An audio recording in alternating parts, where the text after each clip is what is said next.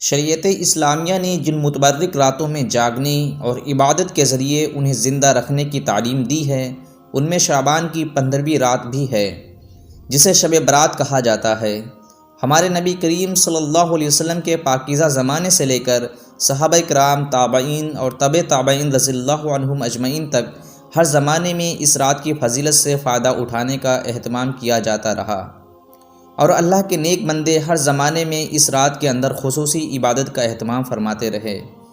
اس موقع پر کرنے کے کیا کیا کام ہیں اور مسلمانوں کو کن کن امور سے دور رہنا چاہیے، ہم یہاں مختصر طور سے عرض کرنے والے ہیں۔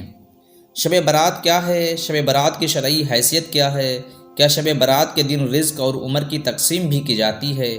اور اسلام میں شب برات کا کیا حکم ہے، جانیں گے قرآن و حدیث کی روشنی میں، اس لیے آپ ویڈیو کو آخر تک دیکھتے رہیں۔ ابھی تک اگر آپ نے ہماری ویڈیو کو لائک نہیں کیا ہے تو ویڈیو کو پیارا لائک کر دیں اور ہمارے اس چینل کو ضرور سبسکرائب کر دیں۔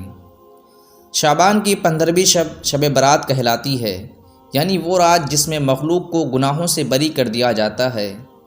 تقریباً 10 صحابہ کرام سے اس رات کے متعلق احادیث منقول ہیں۔ شب برات کے بارے میں یہ کہنا بالکل غلط ہے کہ اس کی کوئی فضیلت حدیث سے ثابت نہیں۔ حقیقت یہ ہے کہ 10 صحابہ کرام رضی اللہ عنہم اجمعین سے احادیث مروی ہیں جن میں نبی کریم صلی اللہ علیہ وسلم نے اس رات کی فضیلت بیان فرمائی۔ ان میں سے بعض احادیث سند کے اعتبار سے بے شک کچھ کمزور ہیں، اور ان احادیث کے کمزور ہونے کی وجہ سے علماء نے یہ کہہ دیا کہ اس رات کی فضیلت بے اصل ہے۔ لیکن حضرات محدثین اور فقہا کا یہ فیصلہ ہے کہ اگر ایک روایت سند کے اعتبار سے کمزور ہو لیکن اس کی تائید بہت سی احادیث سے ہو جائے تو اس کی کمزوری دور ہو جاتی ہے۔ اور جیسا کہ میں نے عرض کیا کہ 10 صحابہ کرام سے اس کی فضیلت میں روایات موجود ہیں، لہٰذا جس رات کی فضیلت میں 10 صحابہ کرام سے روایات مروی ہوں اس کو بے بنیاد اور بے اصل کہنا بہت غلط ہے۔ امت مسلمہ جو کہ خیر القرون ہیں، یعنی صحابہ کرام کا دور، تابعین کا دور اور تبع تابعین کا دور، اس میں بھی اس رات کی فضیلت سے فائدہ اٹھانے کا اہتمام کیا جاتا رہا۔ لوگ اس رات میں عبادت کا خصوصی اہتمام کرتے رہے، لہٰذا اس کو بدعت کہنا یا بے بنیاد اور بے اصل کہنا درست نہیں۔ صحیح بات یہی ہے کہ یہ فضیلت والی رات ہے، اس رات میں عبادت کرنا باعث اجر و ثواب ہے اور اس کی خصوصی اہمیت ہے۔ البتہ یہ بات درست ہے کہ اس رات میں عبادت کا کوئی خاص طریقہ مقرر نہیں ہے کہ فلاں طریقے سے عبادت کی جائے۔ جیسے بعض لوگوں نے اپنی طرف سے ایک طریقہ گھڑ لیا ہے کہ شب برات میں اس خاص طریقے سے نماز پڑھی جاتی ہے، مثلاً پہلی رکعت میں فلاں صورت اتنی مرتبہ پڑھی جائے، دوسری رکعت میں فلاں صورت اتنی مرتبہ پڑھی جائے، وغیرہ وغیرہ۔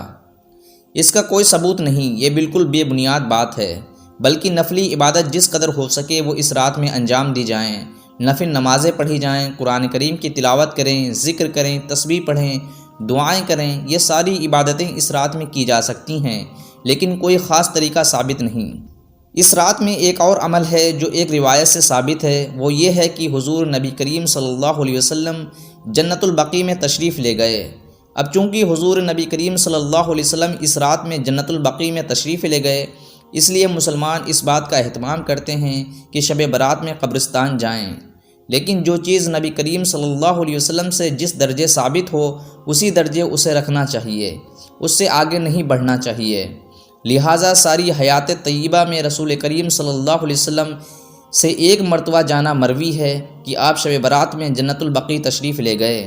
چونکہ ایک مرتبہ جانا مروی ہے اس لیے تم بھی اگر زندگی میں ایک مرتبہ چلے جاؤ تو ٹھیک ہے، لیکن ہر شب برات میں جانے کا اہتمام کرنا یا التزام کرنا اور اس کو ضروری سمجھنا اور اس کو شب برات کے ارکان میں داخل کرنا اور اس کو برات کا لازمی حصہ سمجھنا اور اس کے بغیر یہ سمجھنا کہ شب برات نہیں ہوئی، یہ اس کو اس درجے سے آگے بڑھانے والی بات ہے۔ ایک مسئلہ شب برات کے بعد والے دن یعنی 15ویں شعبان کے روزے کا ہے، اس کو بھی سمجھ لینا چاہیے۔ وہ یہ ہے کہ سارے ذخیرے حدیث میں اس روزے کے بارے میں صرف ایک روایات میں ہے کہ شب برات کے دن یا شب برات کے دن کے بعد والے دن روزہ رکھو، لیکن یہ روایات ضعیف ہے، لہٰذا اس روایت کی وجہ سے خاص 15ویں شعبان کے روزے کو سنت یا مستحب قرار دینا بعض علماء کے نزدیک درست نہیں۔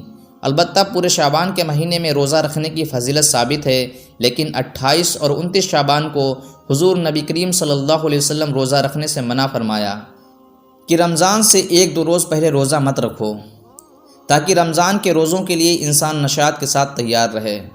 باقی اس رات میں پٹاخے بجانا، آتش بازی کرنا اور حلوے کی رسم کا اہتمام کرنا، یہ سب خرافات اور اسراف میں شامل ہیں۔ شیطان ان فضولیات میں انسان کو مشغول کر کے اللہ کی مغفرت اور عبادت سے محروم کر دینا چاہتا ہے، اور یہی شیطان کا اصل مقصد ہے۔